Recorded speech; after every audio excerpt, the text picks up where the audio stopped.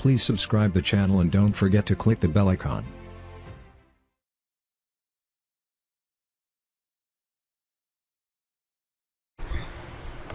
Bismillahirrahmanirrahim and welcome to Botanica. So previously we have discussed about various types of plant movements or what we call the growth movements which are occurring in the plants. We have discussed tropic movements, different types of tropism, phototropism, gravitropism, hydrothigmo and ramotropism. Now we are going to discuss about Gnostic movements which are occurring in the plants, and after that we are going to discuss the other types of movements and we are going to complete this particular topic. So as far as the Gnostic movements are concerned, these movements are of growth caused by partly by autonomic and partly by paratonic. So previously we have discussed what are autonomic and what are paratonic. So these basically we are talking about the stimulus. Either that particular stimulus is for example, or it is external or it is internal.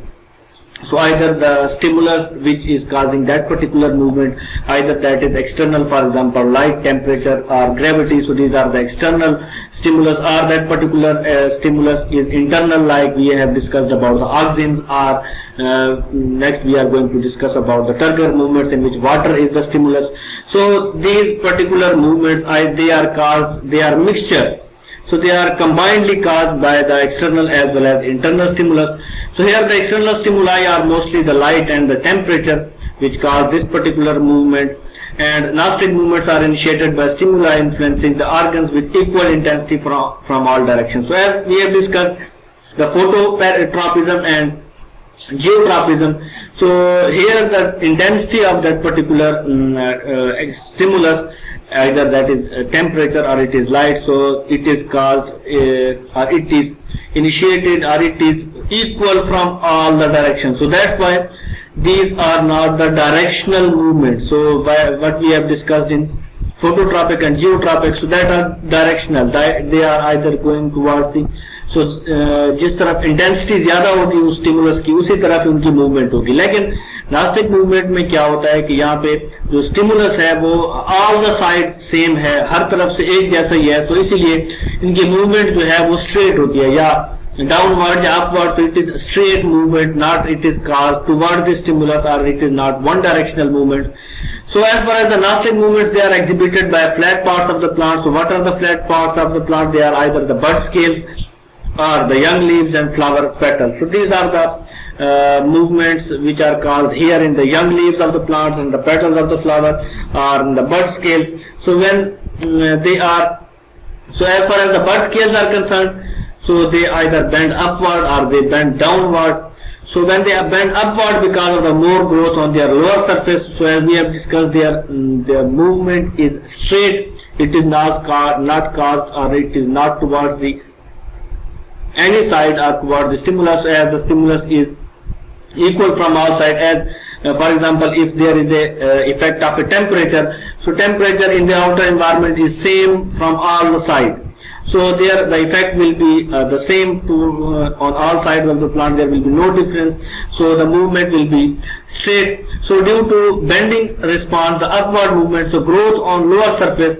So what happens in the bud scale when there is a more growth on the lower surface of the bud scale? So what happens? So its movement will be upward because there is a more growth in the lower surface. So the upward portion is more vigorous, more growth will occur here. So and this particular response is called hypnostic. But when bud unfolds itself, when there is a newborn bud, so bud scale, so what happens? It will open itself, so unfold itself. So growth on the upper part so is more vigorous, and what it happens? So the lower surface growth is slow. So this particular leaves will bend downward, and this particular phenomena is called epinosty. So hypnosty and epinosty, these are two opposite movements, and they are because of the more growth, either it is occurring at the upper surface or it is occurring at the lower surface of that particular organ.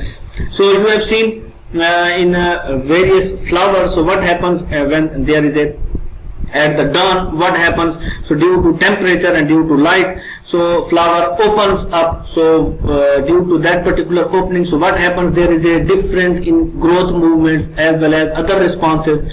So what happens, the more growth occurs at the upper surface and there is a low growth at the lower surface. So that's why the flower also opens up as like the buds we are discussing here. So this particular response is called hypnosty. So either the growth is more at upper surface of that particular organ or it is a lower surface. So due to either it is called hypnosty or it is called epinosty. So that is over about the Nostoc movement. There are not much in it. We have other response which is we called nutational movements.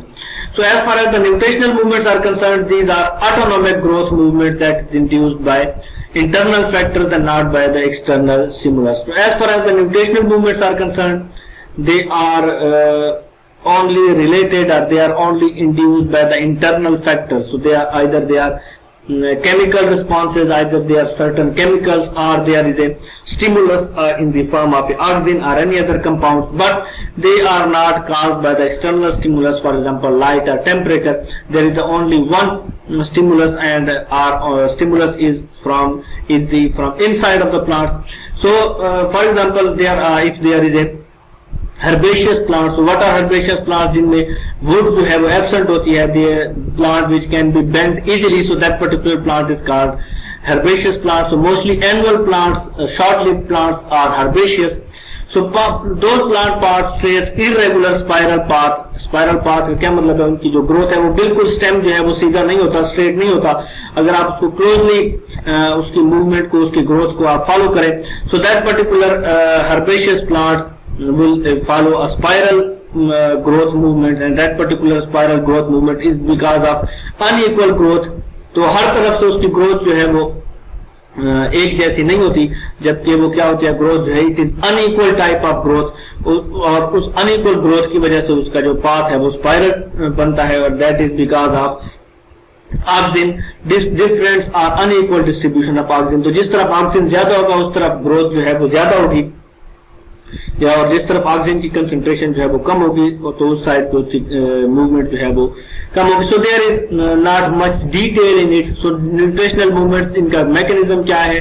So we only know about the oxygen concentration. If there is more oxygen, so there will be more growth. So that's why there is a spiral path of the movement. So these movements are called the nutational movements. So now we are through with it. We have the last topic, we have the last heading of the Turgor movements. So as its name indicates that the Turgor movements are caused or produced in plant organ on account of changes in the water concentration, changes in the Turgor pressure of their cells is called the Turgor movement. So there are many plant parts, there are various mechanisms, various movements which are caused due to changes in the water potential, not water potential, water concentration. Turgor movements are often very fast and are temporary and reversible. So what we have discussed about the many plant movements which are irreversible, but this particular Turgor movement, like we have discussed the nutational movement, we have tropic movement, we have geotropic movement. So all these movements are irreversible. So once it has caused, so there will be no reversibility in it. But as far as the Turgor movements are concerned, these are reversible and these are temporary. So plant can change, or it can change its position, it can move according to the conditions. So for example, these are the examples of the Turgor movement. For example, the opening and closing of the stomata, the contact movement of the sensitive plant, for example, the Mimosa pudica, or we can say that the Mimosa species which we simply call touch-me-not plant. So movement in that particular plant, and carnivorous plants which are we call predator plants, they are also examples of the Turgor movement. So movement in all the plant organs of this particular species, these are also because of the changes in the Turgor pressure. So that's why these are reversible. For example, contact movement. So if you touch the Mimosa species, so it will close its leaf or the leaflets.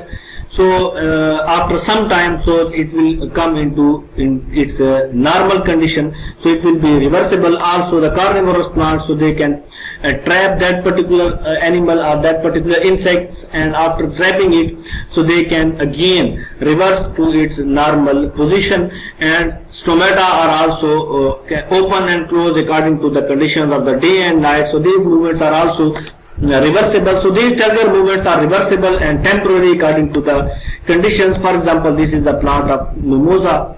So what this was the before, it is leaflets are flat, they are exposed to the light, so they are exposed leaflets, but when you will touch it, so these are shut, closed. So what will happen? So this is because of also it is because of the water which is. So what happens here at the base of the petiole? So what is the leaf folded? So इसका जो petiole है उस leaflet का, so there is a region, there is a leaflet, is a swollen region what we call a pulvinus. There is a swollen region at the base of each leaflet what we called pulvinus, which consists of large parenchymatous cells with many intercellular spaces. So as far as this particular pulvinus is concerned, this is the control point of this particular leaflet. So this particular pulvinus will either close or open this particular leaflet. So what is pulvinus? This is the swollen region which consists of the large parenchymatous cells with the many intercellular spaces, large intercellular spaces. So when leaf are in a leaflet is erect, all cells of pulvinus are turgid. So when there is a water in it, so when there is in all intercellular spaces there is a water, so they are turgid, so they are open. So when the stimulus of touch is carried through the leaf to the pulvinus, a diffusible chemical agent is known to transmit the stimulus. So what happens? There is a chemical which will move into the pulvinus, and what it does, this agent may be oxygen, so their response may be oxygen, but the lower cells of the pulvinus lose water rapidly, and water moves into the surrounding intercellular spaces and into the nearby cells, into the petiole and stem, and due to that particular loss of water, these leaflets will close. And but so whatever the chemical may be, either it may be oxygen or it may be any other chemical, but this particular response is caused by the movement of water. Either these pulvinous cells, these intercellular spaces are turgid, they contain water, or they don't contain water. So on the basis of the water movement, either they move or they are closed or they are open. So this particular movement of the mimosa species, this is because of the water. And similarly, what we have discussed previously, there is a role of potassium ions, but here there is a role of also the major role of the water. So what happens during the day? Due to less negative water potential in the stomatal cells, the water will move. So these the red dots are the water molecules. Water will move here into the cells, and due to that particular turgidity, the stomata will open. But at the night, what happens? Due to the loss of water, now the water is now present here in the guard cell. It is present here into the surrounding cells, which you can see in the red dot, form of red dots. So what will happen? So the stomata will be closed during the night. So these movements, either it is the mimosa species or it is these stomatal movements, so these are all reversible movements, and according to the conditions. So this is the complete topic of the plant movements, and now we have completed our topic of plant movements.